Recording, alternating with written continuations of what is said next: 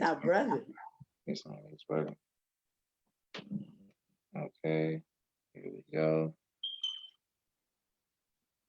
Just waiting for the notification. I look forward. This is an honor and something that I'm happy that I can be a part of, so that the new generation can hear all of this great history. Oh, praise Sister. Yes, ma'am. One moment. Okay, I'm getting a notification. People keep texting me questions to ask you. Okay, one moment. Oh my. Yes, ma'am.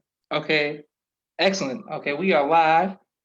I want to thank everyone for tuning in for a very special edition of Off the Record this evening. I have someone who has known me before I was born here, who was very important to me and my family and to the history of the sisterhood, the nation as a whole. Sister Beverly Muhammad, thank you for coming on, ma'am. Thank you for having me, Brother Joshua. Assalamu alaikum. Walaikum salam, ma'am. The first thing I want to thank you all for watching. My brother Rashad says, Assalamu alaikum. Salam, Rashad. Thank you for tuning in. Yes, ma'am. I want to ask you, when did you first hear the teachings of the Most Honorable Elijah Muhammad? I first heard the teachings of the Most Honorable Elijah Muhammad in an abstract way. My father was reading the book by C. Eric Lincoln, The Black Muslims in America. And I slipped into his office. I was about 8, 9 years old. And I read a section where the author quoted the Most Honorable Elijah Muhammad. And I said to myself, when I grow up, I'm going to find that man and I'm going to follow him. I was about 8 or 9 years old. Okay, excellent. Yes, ma'am. That 8 was or my 9. first encounter, my very first encounter. Yes, ma'am. And why did you accept the teachings once you heard them? Or once you decided to accept, why did you accept them? Because the teachings is my nature. And Yes, for the first time when I heard the teachings, I knew it to be right and exact. It was pitch perfect. And I saw the truth. I heard the truth by Allah's grace. And I made a dedicated commitment that every breath that I take until the day I die, that I would dedicate my life to the nation of Islam. Praise be to Allah. My sister Mimi says, Walaikum. ASA family. My sister Mimi says, Assalamu alaikum as well. Thank you all for watching. Okay, wonderful. Now, around what year was this when you accepted the teachings? I was 19 years old when I first walked up the steps of Muhammad's Temple of Islam, number 7. It was a Friday evening. It was thundering and lightning like you would not believe. And I went upstairs. It was during the time of the drug epidemic in Harlem. And it really hurt my heart to see so many of the brothers and sisters strung out on heroin. And I found my way to the temple. And when I came to the temple on a Friday night, I'll never forget it, Joshua. I was 19. I am now 73 years old. And I heard a young minister by the name of Louis Farrakhan. And I don't know which one resounded more in my heart, the thunder or the minister. But that night, I truly accepted. So I've been in I'm almost 73. I'll be 73 soon. So I've been in the nation for 53 years. Wonderful. I came in as a teenager. Praise be to Allah. I didn't know that. I thought you were always DC. I didn't know that you came in New York. And I didn't know that you heard the minister when he was in New York. Yes, ma'am. Yes. And when I came in, Sister Captain Amina Rasul was the captain. And when she and I got to talk with each other, I found out that she is from the same area that I'm from. We're both from South Carolina. And she knew my parents before I was born. Praise be to Allah, circle of life. Excellent. Sister Latrice D. Muhammad says, ASA, this is that you are her other mom. Brother Dawood Talib says, ASA, my auntie. And Mimi says, all praises to Allah. Wonderful. Praise to Allah. Yes, ma'am. What was it like to be in the nation prior to 1975?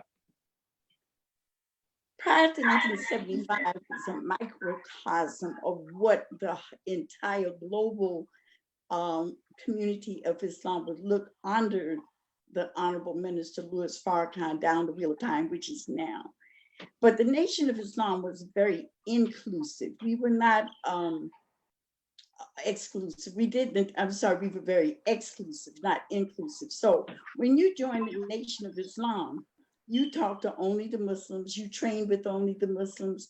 And we were very strict. We were very strict on our diet. We were very strict on our behavior. But it wasn't because of the fact that we were made to be strict. We loved the teachings. And in our love of the teachings, we always understood that the catalyst of the messenger's teaching, which is the foundation stone that the Honorable Minister Louis Farrakhan is standing on now, is message to the Black man. And you had to read that. If you don't know message to the Black man, you don't know the Most Honorable Elijah Muhammad, you don't know Minister Farrakhan even today. But in that reading, the second thing you had to do was learn how to do your self-discipline so your Islam would grow strong. And we learned that through How to Eat to Live. In fact, we used to discipline our children by teaching them right and wrong with food first. And we did not have disobedient children. We taught them how to self-discipline at the age of 2 and 3 and 4 by saying, stay away from pork. Cigarettes are bad. Liquor is bad. There's our lost found brother. He has not awakened yet to the knowledge of himself. So we had a whole language code that supported our existence prior to 75. And we really sacrificed a lot so that everyone could get a microscopic look at what was waiting for us down the wheel of time. And that is our reminder, teacher, and guide, the Honorable Minister Louis Farrakhan.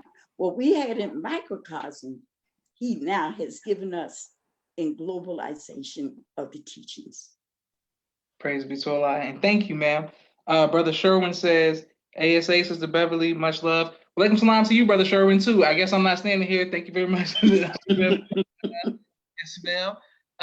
What was it like once the nation fell in 1975? It was a lot of confusion because we were so internal.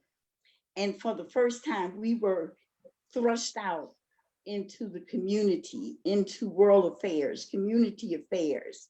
And for 3.5 years before the minister stood back up, a lot of the Muslims sought refuge wherever they could find, because we were we were very heartbroken in our confusion.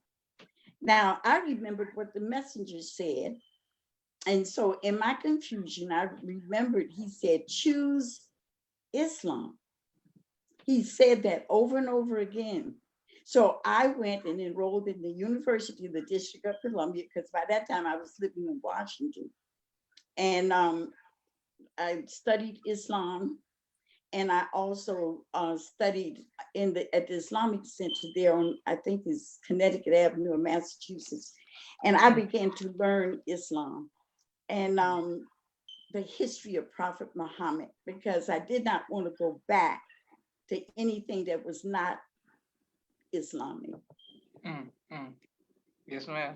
And once, okay, so after 1975, and the Most Honorable Louis Farrakhan starts rebuilding, when do you get reconnected back to the nation?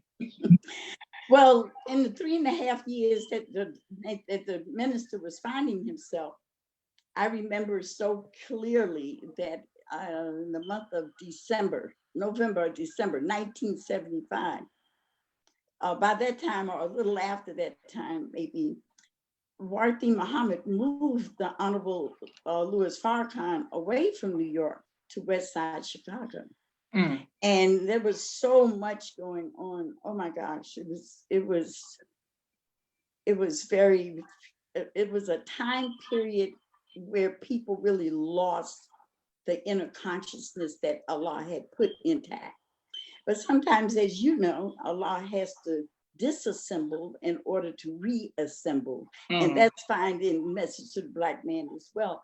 That's why we don't condemn each other when we fall, or we make a mistake. We don't do that because Allah may be breaking something down in our spiritual metabolism in order to build something greater. So I went to visit the Honorable Minister Louis Farrakhan. He met me at the front doors of Mosque, now called Mosque Mariam, and he walked me back to his office. And I just had one question for him, and that is, when is the messenger coming back? Because I never believed that the Most Honorable Elijah Muhammad was physically dead. I never believed it one day, because I knew the mission was completed. The time had not been completed yet. There was more prophecy to fulfill. There were more things that to be accomplished. So I figured that FOI had him secured someplace. You know how you FOI are. Yes, ma'am. So I figured they had him secured someplace. And the minister was so kind and gracious. I looked at him and he was in his wonderment and I was in mine, and he looked at me and he said, "Sister, this chair that you're sitting in was brought here from the home of the Most Honorable Elijah Muhammad. And as comfortable as you are sitting in that chair, I promise you, Allah will comfort you all the days of your life." He said, "We may not understand now." And he said, "We may not understand now, but if we hold on, Allah will give us the understanding that we need." The next time I caught up with the minister was at Howard University. He had not stood back up yet. And some of the students invited him to Crampton, but they would not allow him in the auditorium. So we met downstairs in the lobby area. And the students were sitting on the floor and the minister was teaching. And I looked at him and he looked at me and he held my hand and he told me, "Sister, hold on. Don't give up. Hold on." Then one day I was at class at the University of the District of Columbia, and there was a professor who knew the minister. He's from Egypt. And when I came out of one of my classes, I ran into him and he said, "Did you see Louis Farrakhan?" I said, "See Louis Farrakhan where?" He says, "He's here on campus. He's in room so and so and so." And so I ran as fast as I could. And as soon as I got there, someone said, "He just went out the exit." So I ran to the exit, ran out into the parking lot and saw the car turn the corner. I missed it. But then he came to speak at Constitution Hall. And that's the first time I heard him. And I came back that Sunday. I found the mosque. And I don't know, you may not remember, but your parents may remember Brother James FX, who was a top soldier prior to 75, welcomed me at their door. And Brother Akbar Hassan Sharif took me to dinner about a month later in a private setting with Mom and Dad Chisley, and the minister was there. And Brother Akbar was there, and there were no more than maybe 8 or 9, maybe 10 of us at the most. And we spent all night reciting Langston Hughes and listening to the minister, and Dad Chisley played the violin, and the minister talking about rebuilding the nation of Islam. Wonderful. Praise be to God. Thank you for this, and thank you all for watching, and thank you very much for this great history. Love you more, Uncle Jamil. Brother Minister Jamil says you're his dear sister. Brother Pharaoh Muhammad says thank you for your service. Walaikum salam, Brother Sherwin. It's all good. Brother Henry says, well, Dr. Carter says good teachings. Brother Kelvin says ASA, that's moms. Mimi says this is a great history lesson from a wise and spiritual sister, always kind and sweet. Sister Tracy Muhammad says, Assalamu alaikum salam, Sister Tracy. And Brother Kelvin says, ASA mom, once again. Thank you very much.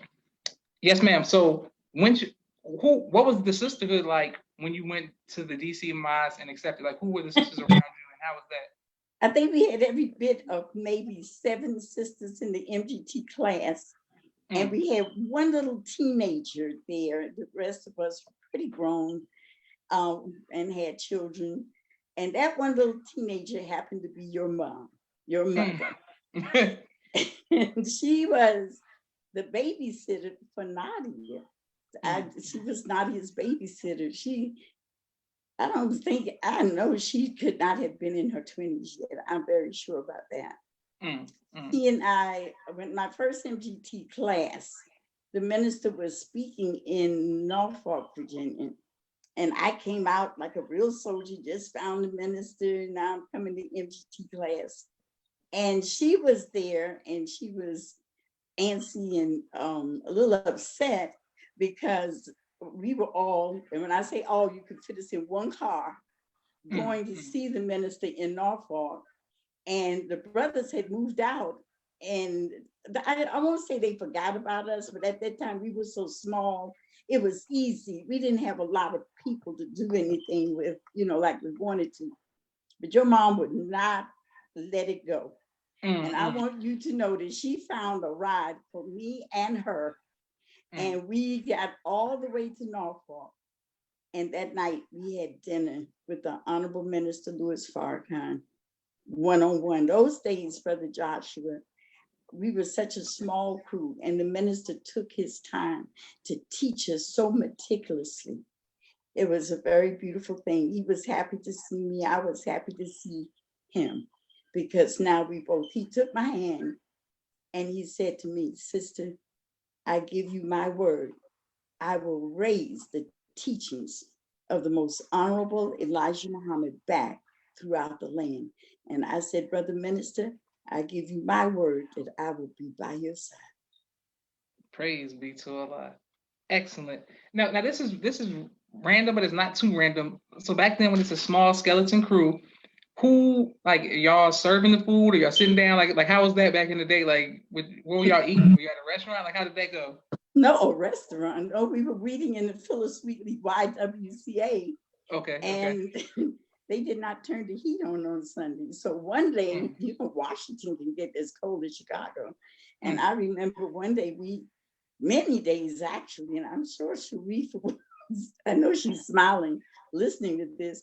We would sit, and at that time I was assistant minister to Brother Ali Muhammad, and he mm. had just gotten appointed at Temple Number 4, and the minister brought us all together.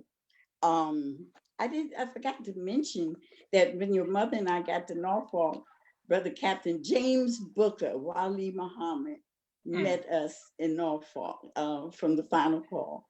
Yes, ma'am. Um, beautiful, beautiful brother. May Allah forever be pleased with him. Yes, ma'am. But Brother Aleem had been appointed by then, and we used to give our lectures with the cold mist coming out of our mouth. Um, Sister, Mm. mashallah, formerly known as Sister Sheila, who is the wife of Brother Abdul Ali Muhammad, may Allah be pleased with her, was our cook. And Mm. I was assisting Brother Aleem in the ministry, and your mom was always on security, even back then. It was a beautiful setting. And when we set up, we just set up card tables, a lone card table, because there weren't that many people. And we did do the dining, but nothing like we have today, Joshua. Okay, yes, ma'am. You weren't even born yet. Okay, wow. Okay, I have a question. You in Islam, many times you don't see women speaking or out front. So for you to be an assistant minister back then, what was it like being a woman in Islam and teaching Islam? How was that? How did you feel pressure, or how was that? Oh no, the people are astounded when they see a sister in a leadership role if they're not a member of the nation.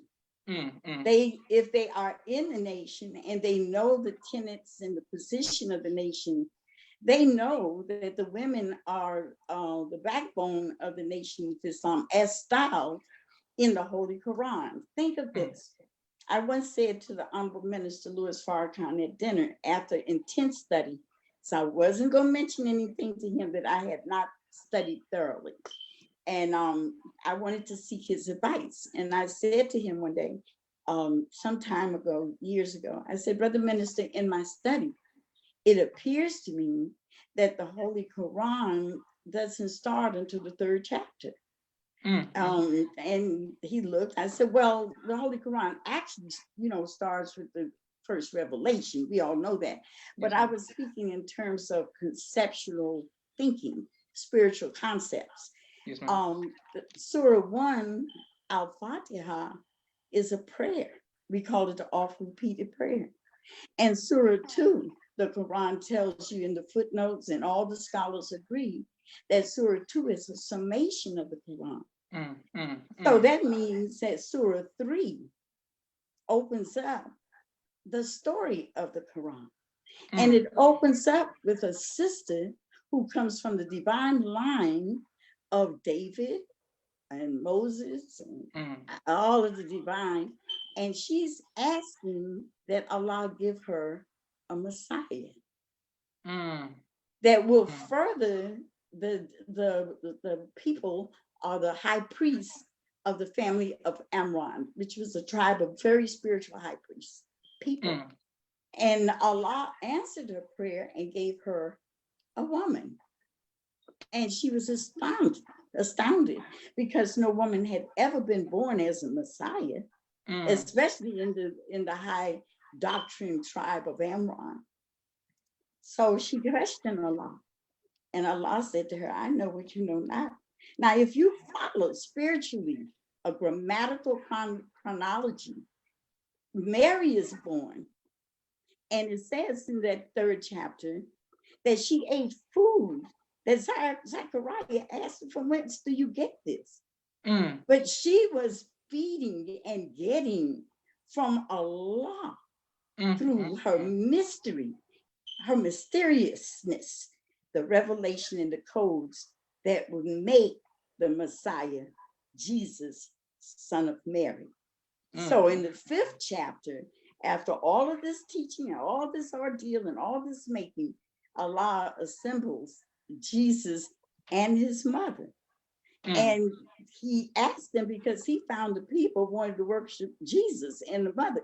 And he said, excuse me, did you all tell them to worship you? And Jesus said, no, we told them to worship you and you alone. So a lot of people misunderstand the power of women, you know. Yes, ma'am. Yes, ma'am. They really do. I didn't mean to be so long, Joshua. Oh, no, ma'am. You broke it down. I never knew any of that. So thank you for breaking it down to me. I appreciate that very much. Yes, ma'am. And thank you all for watching again. I want to, Brother David says, this is beautiful. Brother Kelvin says he salutes your husband and you. Dr. Carter says this interview needs to be transcribed. Sister Latrice D. Muhammad says, Brother James FX, top soldier, may Allah be pleased with him. My sister Mimi says, who left my mom and auntie? They can catch these hands. Thank you, Mimi. Sister Kareem says, praise be to Allah. Thank you. All praises to Allah. And everybody says, teach. May I also say, Sister Latrice, I love you. And Sister Minerva was one of those 5, 6, 7 first MGT that we had as well. Excellent. Praise be to Allah. Yes, ma'am. Once, fast forward to when, what was the big event as far as on the chronological order of the minister? Like, was it Madison Square Garden? Was it a tour? Like, what was the big thing in DC leading up during that time period in DC? Was like an army, like all of these events. What was the big event for DC as far as the minister coming and people, a lot of people finally, you know, accepting that the minister was making a lot of converts in DC? Oh, because DC is definitely the Million Man March, without question, without question. DC, as you know, is very spiritual type of city and has a very excellent purpose for Allah. That's why you notice the DC is found in Wa Shaitan. Shaitan, devil, Wa Shaitan, and surrounded by a virgin, Virginia, Mary. So it's really a unique place. And one of the things that we all did, your mom, your dad, my brother Tim, myself, all of the early ones, Sister Ruth, it's just too, Brother Art, it's just too many people to mention. But back in the early days, we made certain that the people in Washington, D.C., even before the dope busters, that they knew that whether they joined the nation or not, that they were a part of the nation. So we had friends of Farrakhan as well as registered members of the minister. But I want to go back to something that is on my heart. I think the first key address, regardless of what city, that the minister gave to establish himself as rebuilding the Nation of Islam was Savior's Day 1981, when he announced that the Most Honorable Elijah Muhammad is physically alive, and then gave us the mathematical time equation that we had 3 seconds to get out of the spider's web, because at a particular time, Allah was going to shift the dimension and shift the nation into another level. And you want to be on board when he did. And so I look at that as one of the key lectures. Praise be to Allah. Yes, ma'am. 1981 and Inspired. Thank you very much. And thank you all for watching. I want to do a quick commercial break. Auntie Beverly, dealing with the people who sponsored this podcast. Thank you, Mimi, for your book, ABC I Love Me, which is on Amazon. My brother with Street Premiere, Politically Oppressed T-shirts, and my second children's book, Cleopatra, which is on Amazon as well. There's a brother named Chaz X Martin that says, thank you for interviewing our elders. We love to be able to hear our nation's history. Thank you, sir, for tuning in. Okay, yes, ma'am. So 1981 Savior's Day. What was your first Savior's Day, and how was that? And how was the atmosphere of that? The first Savior's Day as a Muslim, it was 1974. We rented or chartered rather jet planes, commercial jet planes. And I forget how many there were. You'll have to ask some of the other soldiers, but I know there was more than 3 or 4 of them. I'm talking the kind of jet plane that you all fly to go to Savior's Day today. And when the FOI got on the plane, they told the stewardess, we got this. And all the sisters sat on one side of the plane, and all the brothers sat on the other side of the plane. And we flew from New York to Chicago. And everybody had on the same uniform with the cape. And when we got off the airplane in the airport, I was a young girl then.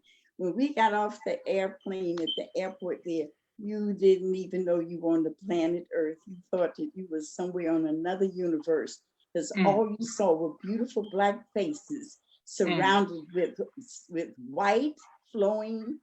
I'm talking thousands, hundreds, and the brothers in their FOI uniform. It was absolutely breathtaking. Excellent. Praise be to Allah. Madison Square Garden is something that people always ask me questions about. Were you there? And if so, how was that experience when the Most Honorable Louis Farrakhan did? Oh, yes. If you look at the video of Madison Square Garden, you see that the camera crew, when they're listed on the credits, will say Timothy X and Beverly X. And my husband had purchased a camera at that time, which must have weighed as much as an elephant back in those days. Yes, ma'am. We had a studio camera with studio capabilities, studio quality, and we filmed it. And I'm telling you, people were seated on the steps. They were all in the aisles. It was absolutely beyond anything that you can imagine. It was the minister coming back to New York like Prophet Muhammad returning to Mecca victoriously. Praise be to Allah. Wonderful, ma'am. Now you are the wife of a man that was very instrumental in the establishment of Islam in DC, but especially with the dope busters and the stopping of the sale of heroin and crack, cocaine, and things of that in DC.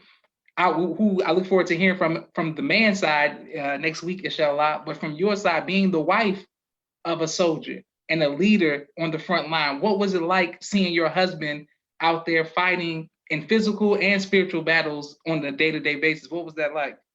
We didn't just see him, we saw my husband and his brothers.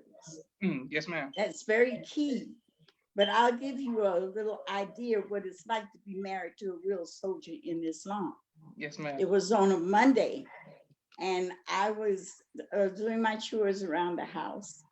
And Brother Tim was out with your father and other FOI. And he kept telling me, we have a special mission, and I want you to be on standby. I said, okay, I didn't know what that meant, but I hear and I obey. I trust the man that I love, and I love my husband. So my trust is in him. And it's been that way almost 40 years we've been married, okay? So I'm sitting down in the living room, and Brother Tim burst through the door, and he's got some blood on his shirt, and he's breathing heavy, and he's saying, I got to change my clothes. I got to change my clothes. Don't ask any questions. And I'm going like, what on earth is going on? Brother man, rolls up in the house, and he's yelling about, I got to change my clothes and I got to run out of here real fast. I said, I hope this man didn't rob a bank or something. I didn't know what was going on.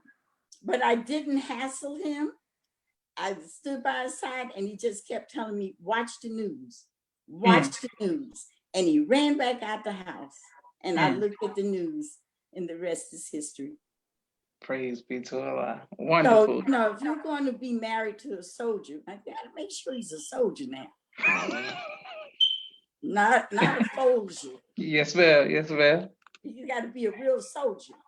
But if you are married to a real soldier, your spirit rests knowing that that man is following Minister Farrakhan to the letter and will put his life on the line for what the minister teaches. That brings something out of you in a woman, my trust lies in my husband without question. And I'm not the only sister that feels that way. Praise be to Allah. Excellent. And thank you all for watching. And thank you very much for your transparency and your great history.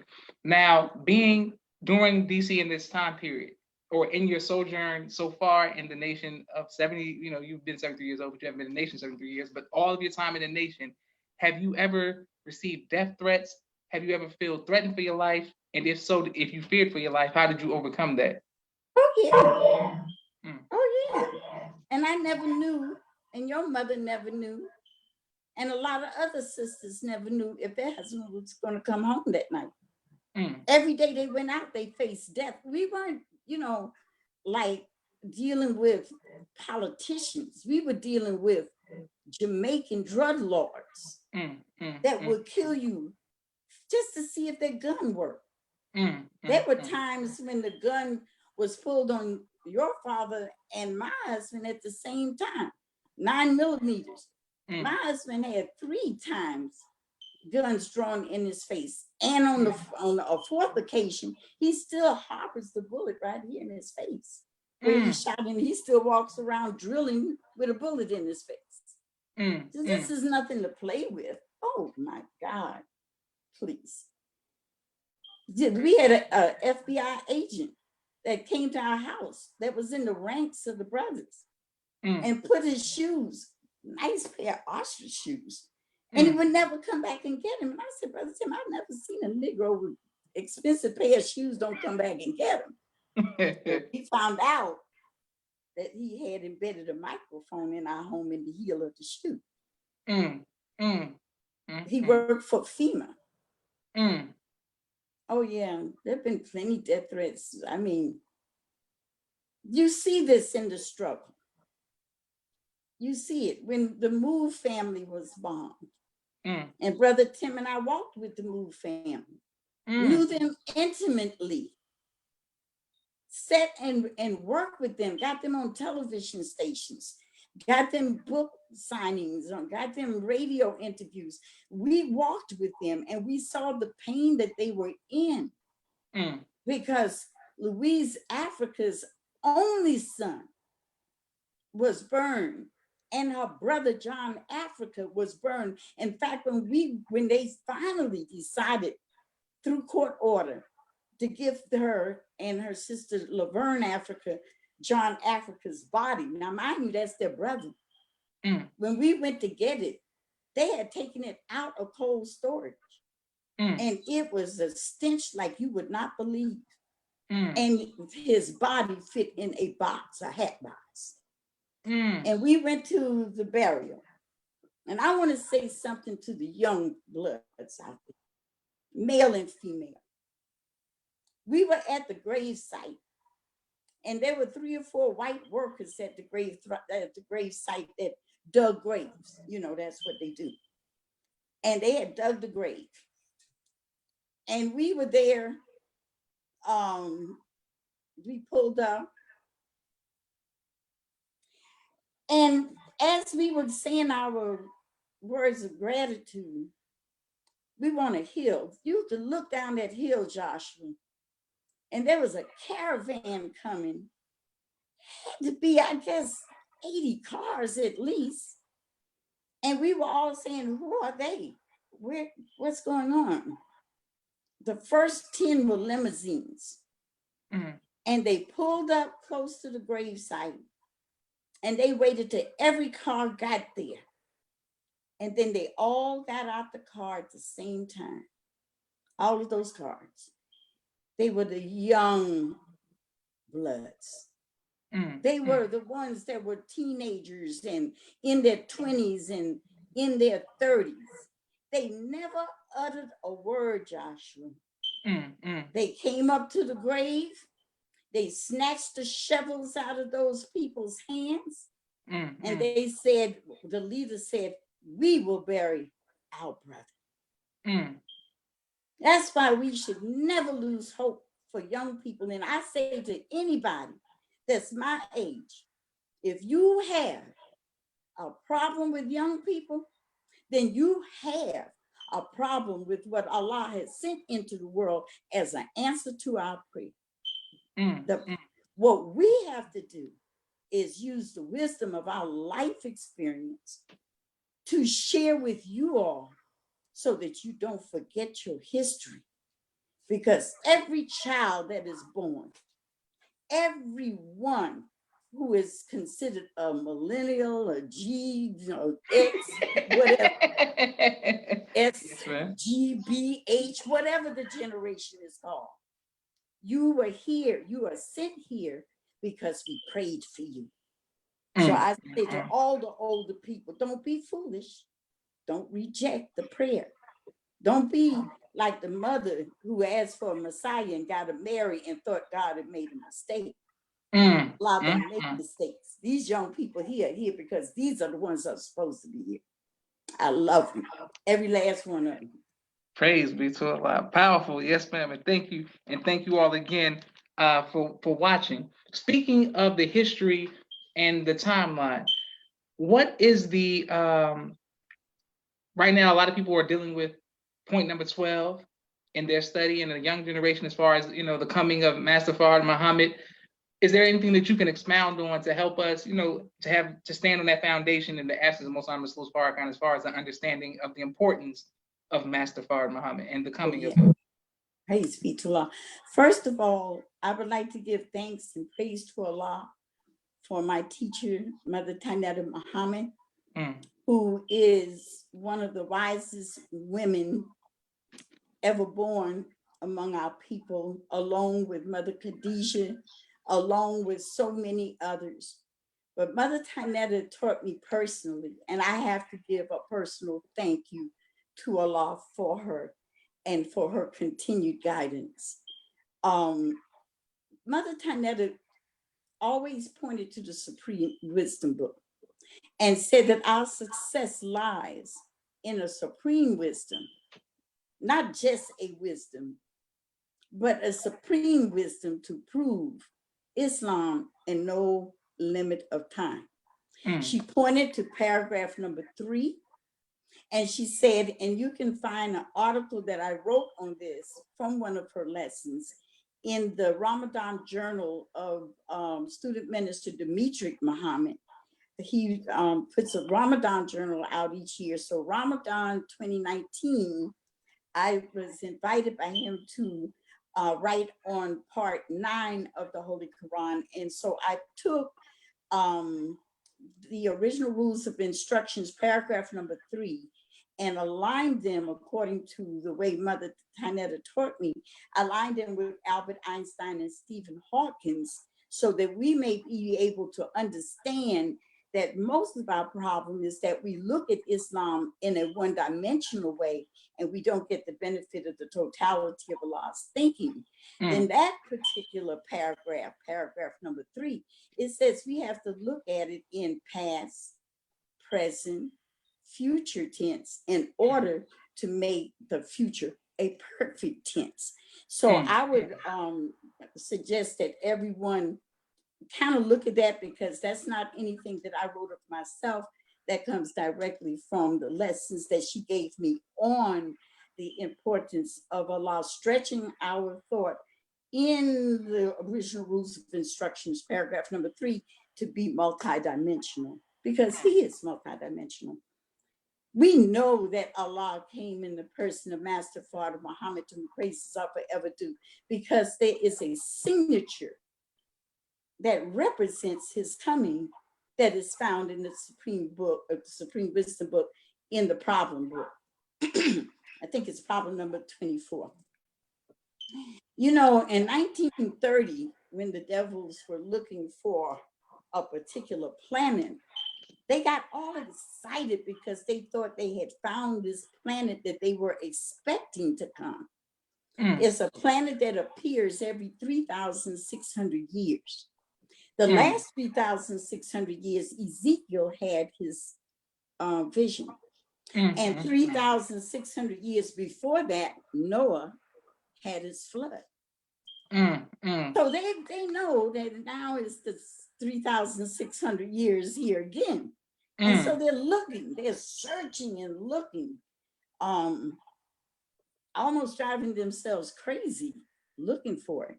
So in 1930, they discovered this planet. They always say they discovered it, but they discovered this planet, and they said, there it is, the planet that we have all been looking for, that will appear every 3,600 years, which of course gives us an onset for great universal change.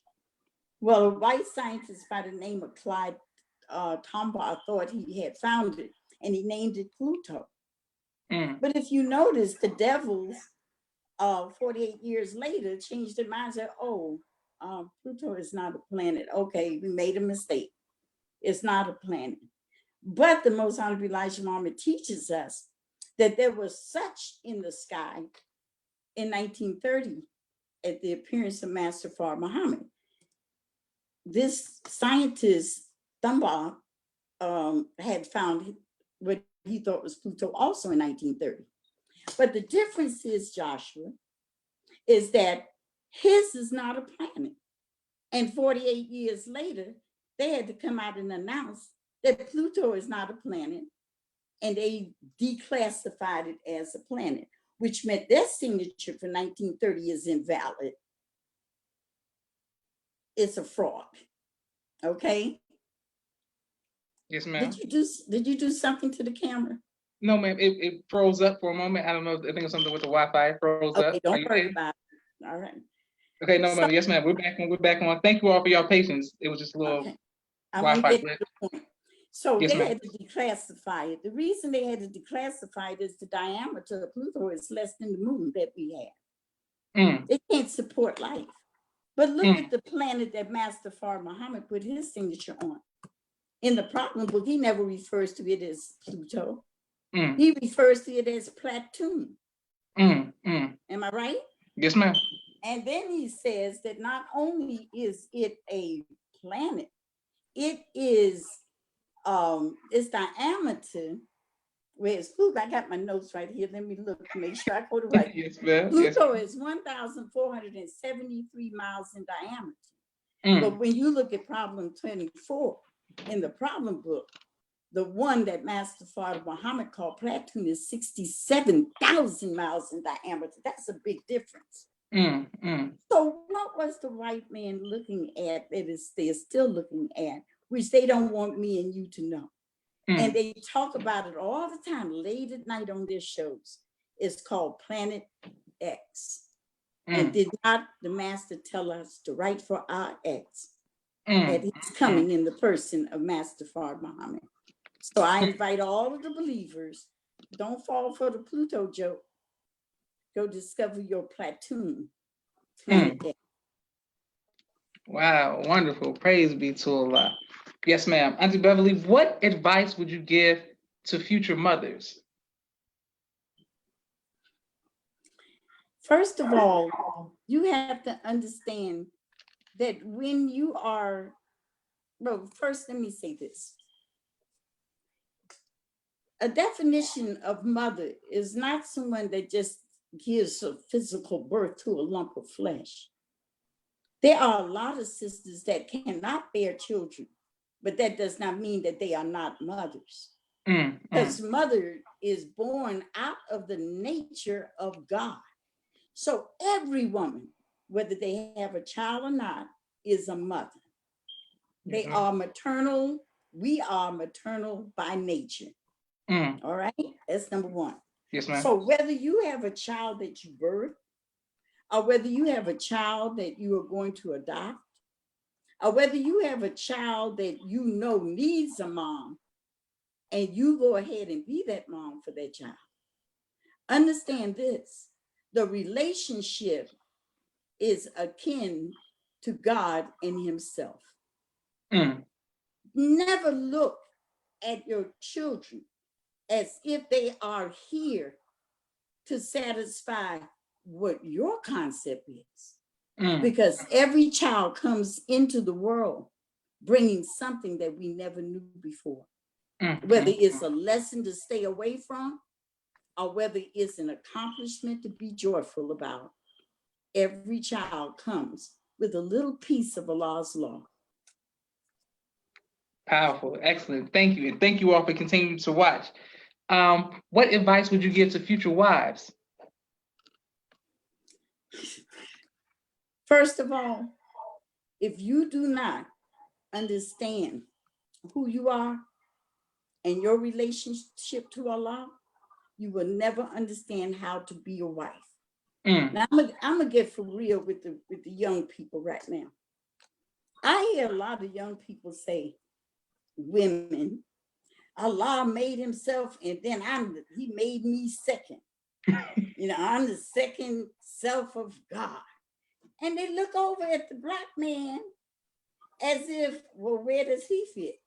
And I say, silly sister, please study the teachings that the minister is giving you. Study the teachings that the minister is standing on the foundation of from the Most Honorable Elijah Muhammad. The God that created you in the first place is a Black man. And then you are the second self of the Black man. That doesn't mean you're number two. That just means that you are a part of the whole. You're the second part of the whole. But those two parts are God when they can create something under the number code of 3. So a man and a woman creates a child. And that is the establishment of Allah's kingdom. So I want the sisters, you bash yourself when you bash your man. And when you say you're the second self of God and you throw it up in the Black man, evidently you still worshiping the spook. Because the only man I know that is God is a Black man, even with all his faults. He's still a Black man, and the Black man is God. I know a lot of sisters may not like me to say that, but I've been happily married for almost 40 years. And when the messenger, before he left at temple number 7, the minister was on a course of study where the first Sunday he taught on the man. The second Sunday he taught on the woman. The third Sunday he taught on the child. And the fourth Sunday he taught on the family. And he not only gave us spiritual teachings, he gave us practical application of our role and our duty. You can't love no Black man if you don't know he God. Yes, ma'am. I hope y'all listening. Okay, Auntie Beverly, what do you? I love me some Brother Tim. Okay. Yes, ma'am. Yes, ma'am. Auntie Beverly, what do you do for fun? You mean as in like just regular, like watch TV, like recreation kind of? Like yeah, like what you do for fun? Yes, ma'am. Oh, number one is I ride motorcycle with my husband. That's number one. Okay, yes. We enjoy riding motorcycle. We enjoy going out to dance. We are always debating one another. We are a real beautiful debate team. And and I love to cook. I really love to cook, and I love to crochet. Mm. Okay, excellent. A lot of people are saying thank you, beautiful. This is Sister's teaching. Thank you, Sister Khadijah, for saying that. Brother Duran says, Assalamu alaikum. Thank you and your family for many sacrifices and the help in the struggle for the truth and establishment of Islam. And Sister Khadijah says she's a super soldier. Wow, Sister Latrice, Sister Helene, teach Sister Beverly, wake us up, ma'am. Wonderful. One last question, Sister Beverly, and thank you all for watching. What do you want your legacy to be? Would you repeat that? You broke up. Yes, ma'am. What do you want your legacy to be? You know, when I think about my answer, my grandmother, Dr. Matilda A. Evans, was the first Black doctor, male or female, in the state of South Carolina. You can read about her. She's in the final call, 2 issues back on page 6. She founded 2 hospitals. She started a nursing school. She graduated in 1897 from the University of Pennsylvania. She was born 7 years after the Civil War. And I often think about her struggles and the things that she did, and what she was faced with. The first hospital she built in Columbia, South Carolina, the Ku Klux Klan burned down. And so she rebuilt the hospital, went over to the University of South Carolina, got a couple of white interns, and asked them to come and work in her hospital so that the devil would think it was a white hospital. So she, in 1916, wrote a book about the Quaker that came and got her. I know you've seen 12 Years a Slave, yes, and the abolitionists and people that were coming to get us to give us an education.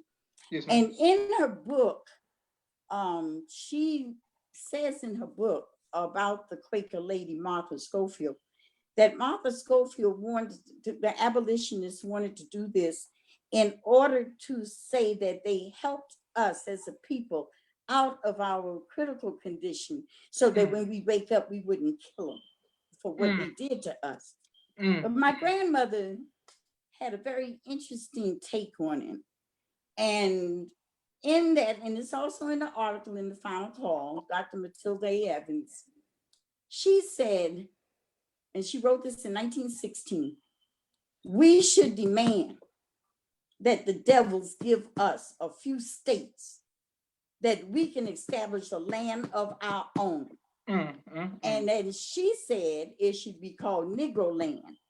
And then she wrote 2 extensive essays on why we qualify to go for self. And the number 2 is what the devils have to do that Allah would not kill them for what they did to us by giving us a land that we can call our own.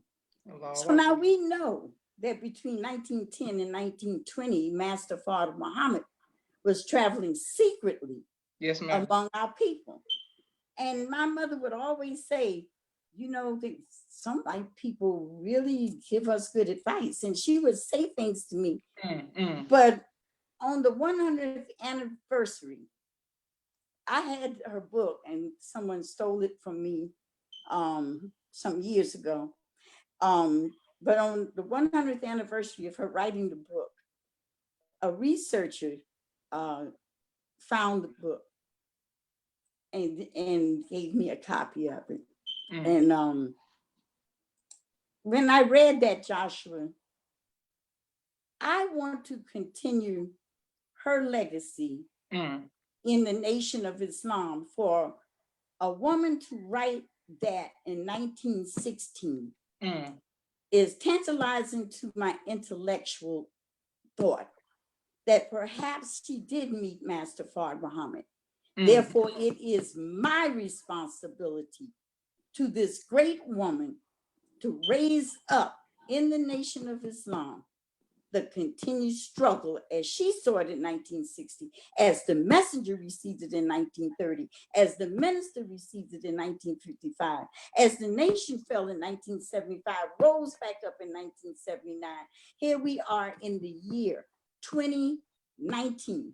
Yes, ma'am. And I want that legacy to be a continuation of all of the great people that have contributed to me personally and to our people totally. Wonderful. Okay, excellent. Thank you all for watching. Thank you for your comments. Auntie Beverly, I want to say I love you. I love your husband, your children, your grandchildren, your entire, and thank you for your sacrifice on behalf of myself and my family.